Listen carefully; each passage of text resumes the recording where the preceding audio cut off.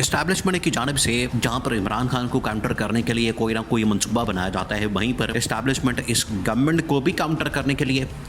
اور اس گورنمنٹ کو بالکل زیرو کرنے کے لیے کارکردگی تو ان کی ہے کوئی نہیں، جو تھوڑی بہت ان کی حیثیت ہوتی ہے اس کو بھی اسٹیبلشمنٹ کی جانب سے ان کو زیرو کر دیا جاتا ہے، اور اس مقصد کے لیے انہوں نے ایک دو لوگ بھی رکھے ہوئے ہیں اور مختلف بلاگرز، صحافی، ان کو بھی لانچ کیا جاتا ہے اور ان کے ذریعے سے اس گورنمنٹ کی جو اصل اوقات ہے وہ لوگوں کے سامنے رکھی جاتی ہے۔ ابھی فیصل واڈا کی جانب سے ایک شو کے اندر بڑی ویسے وہاں پر لڑائی ہوئی ہے، بہت لڑائی ہوئی آپس میں، تو میں سے بات آگے چلی گئی، گالی گلوچ تک اور یہ تمام چیزیں، وہاں پر جو ہے بعد میں اس کو سینسر کرنا پڑا، اس کے اوپر ٹونیں لگانی پڑی اور بریک لینی پڑی، پروگرام بند کرنا پڑا، پتہ نہیں کیا ہو گیا وہاں پر، اتنا جھگڑا پڑ گیا۔ بات یہ ہے کہ جب بھی اس حکومت کو، اس گورنمنٹ کو ذلیل کرنا ہوتا ہے تو فیصل واڈا کو میدان میں اتارا جاتا ہے۔ فیصل واڈا پہلے ہی یہ بڑھ کے جب 26ویں آئینی ترمیم کا معاملہ درپیش تھا پاکستان کے اس گورنمنٹ کو، تقریباً کچھ 6 مہینے لگے اس گورنمنٹ کو یہ 26ویں آئینی ترمیم پاس کروانے میں، تو فیصل واڈا ہی تھا وہ بندہ، وہ شخص جو کہتا تھا کہ یہ نالائق گورنمنٹ ہے، یہ نالائق حکومت ہے، یہ نااہل حکومت ہے، ایک 26ویں آئینی ترمیم ان سے کہا جائے پاس کروانے کے لیے تو یہ وہ بھی پاس نہیں کروا سکتے، وہ بھی یہ پاس کروانے کے لیے ان کو بڑے جتن کرنے پڑتے ہیں، ان کو بڑے معاملات کرنے پڑتے ہیں اور ان کو بڑی بھاگ دوڑ کرنی پڑتی ہے اور ان کو جو ہے بڑی آگے پیچھے جانا پڑتا ہے تب جا کے، اور ان کو مکمل سپورٹ دینی پڑتی ہے۔ دیکھیں 26ویں آئینی ترمیم کا جو معاملہ وہ آپ کے سامنے ہے، ان کے پاس تو ایک ڈرافٹ بھی نہیں تھا، انہوں نے تو ایک لائن بھی نہیں لکھی، انہوں نے تو ایک جملہ بھی نہیں لکھا، اس کے اندر ایڈ نہیں کیا۔ جو ان کو ڈرافٹ دیا جاتا تھا، جو ان کو کہا جاتا تھا، جو ان کو لکھ کے بھیج دیا جاتا تھا، یہ اسی کے اوپر کام شروع کر دیتے تھے۔ اپنی تو ان کی حیثیت یہ ہے، اپنی تو ان کی قابلیت یہ ہے، اپنی تو ان کی صلاحیت یہ ہے کہ ایک جملہ بھی ایڈ نہیں کر سکتے، تو جو ان کے پاس ڈرافٹ آتا تھا وہی آگے بھیج دیتے تھے۔ اب فیصل واڈا نے اس نظام کو، اس حکومت کو، یا آپ کہہ لیں شریف خاندان کو، زرداری خاندان کو، کیونکہ فیصل واڈا کی جانب سے جب بھی ٹارگٹ کیا جاتا ہے تو وہ اس نظام کے بہانے شریف خاندان کو، زرداری خاندان کو ٹارگٹ کرتے ہیں، اور وہ ٹھیک بھی ہوتا ہے، اس میں وزن بھی ہوتا ہے، وہ جو آرگومنٹ اور دلیل ہوتی ہے وہ ان کی جانب سے جو ایک پکچر سامنے رکھی جاتی ہے اس کے اندر وزن بھی ہوتا ہے، دلیل بھی ہوتی ہے۔ ان کی جانب سے کہا جاتا ہے کہ یہ ایک بدبودار قسم کا نظام قائم کرتے ہیں، جمہوریت کے نام کے اوپر آمریت، خاندانی آمریت مسلط کرتے ہیں، اور خاندانی آمریت کی مثال جو ہے وہ آپ اس طرح سے لے سکتے ہیں کہ ابھی انہوں نے بیلاروس کا دورہ کیا، یہ شریف خاندان نے، کوئی آپ کو سرکاری بندہ وہاں پر نظر نہیں آئے گا، کوئی سرکاری بندہ، ایک جو سرکاری بندے ضرور نظر آئیں گے وہ صرف ملازم کے طور پر یہ اپنے ساتھ لے کر جاتے ہیں، صرف ملازم کے طور پر، باقی ان کا پورا ٹبر جمعہ جانج بازار شریف خاندان وہ سارے لوگ ہوتے ہیں۔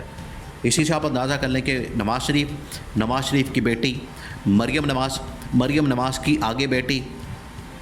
اور اس کے آگے بچے اس طرح سے یہ لے کر گئے،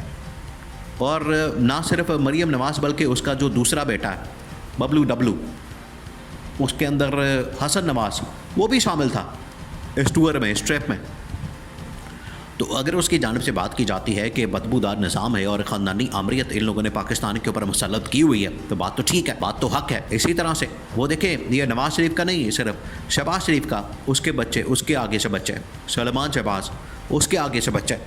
وہ سارے وہاں پر پہنچے ہوئے ہیں اور سیر سپاٹا چل رہا ہے، اور یہ سارا کچھ کس کے کھاتے میں ہو رہا ہے؟ عوام کے خرچے سے ہو رہا ہے، عوام کے ٹیکسوں سے ہو رہا ہے۔ دیکھیں، آپ نے اگر دورہ کیا ہے تو پھر اس کی جو تفصیلات ہے، آپ نے اگر پرسنل کیپیسٹی میں کیا یا آپ نے اپنے اکاؤنٹ سے اس کا پیسہ دیا تو اس کی جو ساری تفصیلات ہے، ساری جو انفارمیشن ہے وہ آپ پبلک کریں، آپ لوگوں کے سامنے رکھیں تو پتہ لگ جائے گا کہ یہ آپ نے سرکاری کھاتے سے سارا پیسہ استعمال کیا یا آپ نے ذاتی پیسے سے یہ سارا کچھ استعمال کیا، یہاں سے آپ کو آئیڈیا ہو جائے گا۔ لیکن کیونکہ یہ سارا کچھ سرکاری کھاتے سے ہوتا ہے، اس وجہ سے ان کو پتہ ہے، اسی چیز کو فیصل واڈا نے آخر کار انکشاف کیا کہ یہ خاندانی نظام، یہ خاندانی آمریت، یہ ملک کے اوپر جو ہے یہ بدبودار لاشیں یہ ملک کے اوپر مسلط کرتی جاتی ہیں، اور جمہوریت کے نام کے اوپر پچھلے 50 سالوں سے انہوں نے ملک کا بیڑا غرق کر دیا۔ پچھلے 50 سالوں سے یہ ملک کے اوپر جو ہے وہ حکمرانی کر رہے ہیں، ملک کے اوپر جو ہے یہ مسلط ہے، گدوں کی طرح نوچ رہے ہیں، کھا رہے ہیں اور تباہی اور بربادی پھیلا رہے ہیں، گند پھیلا رہے ہیں، تباہی اور بربادی، اس کے علاوہ کچھ بھی نہیں۔ جبکہ ان کی اپنی حالت یہ ہے کہ یہ ٹھیکے، یہ کانٹریکٹس اور کمیشن، کک بیکس اور دیہڑیاں لگانا، یہ سارے اس میں مصروف ہوتے ہیں۔ تو عوام کا کیسے ان کو خیال آئے گا؟ عوام کی جانب یہ کس طرح سے سوچیں گے؟ عوام کا کیسے سوچیں گے؟ سوچ بھی نہیں سکتے۔ اس کی وجہ یہ کہ اپنے مفادات سے نکلیں گے، اپنے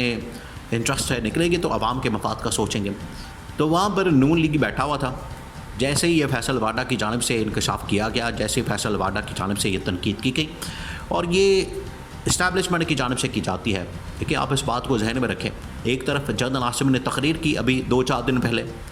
اور شہباز شریف سامنے بیٹھا ہوا ہے، اس کی کوئی حیثیت نہیں۔ آخری تقریر جو ہے وہ آرمی چیف کی کروائی گئی، جبکہ اس سے پہلے ہی شہباز شریف کر کے فارغ ہو گیا۔ شہباز شریف کسی کھاتے میں نہیں آتا۔ آخری تقریر army chief general Asim Munir کی جانب سے کروائی گئی، آخری پیغام ان کی جانب سے دلوایا گیا، اور تقریر سے ہی واضح ہو رہا ہے، باڈی لینگویج سے ہی پتہ چل رہا ہے، اور جس طریقے سے انہوں نے یہ ریلیز کی ہے، ویڈیو جاری کی ہے۔ نواز شریف تو دیکھیں لندن جا کے بیٹھ گیا، اس کو پتہ لگ گیا یہاں پر کچھ نہیں ہونے والا، حالات بڑے خراب ہیں، نہ پلے یہاں پر کچھ ہے ہی نہیں، یہاں پر بچے ہی نہیں، نہ وہ اب قومی اسمبلی کے اندر آئے گا، نہ وہ کہیں اور جائے گا۔ اب قومی اسمبلی سے وہ فارغ ہو گیا۔ آج کل تو الیکشن ہو رہے تھے، ایک اور الیکشن بھی کروا دیتے یہاں پر، ضرور آپ نے سیٹ خالی رکھنی ہے، وہاں پر دیکھیں الیکشن کروائیں اور آپ کو پتہ لگ جائے۔ تو یہ اس نے جو فیصل وارڈا کی جانب سے ایک تو باتیں کی جاتی ہیں، پھر اس کو اسٹیبلشمنٹ کی جانب سے لانچ کیا جاتا ہے، تو ان کو بالکل زیرو کرنے کے لیے کہ آپ کی کوئی اوقات نہیں، آپ کی کوئی حیثیت نہیں، آپ نہ معدنیاتی بل پاس کروا سکتے ہیں، نہ آپ آئینی ترمیمی بل پاس کروا سکتے ہیں، اور آگے بجٹ آ رہا ہے، نہ IMF کے ساتھ ڈیل کر سکتے ہیں، نہ انٹرنیشنل لیول کے اوپر پاکستان کا کچھ بہتری کا سوچ سکتے ہیں، تو آپ کچھ بھی نہیں کر سکتے۔ اس وجہ سے ان کو فیصل وارڈا کی جانب سے سخت ترین تنقید کا نشانہ بنایا جاتا ہے، اور یہ ڈیزرو بھی کرتے ہیں، یہ اسی چیز کے لائق ہے،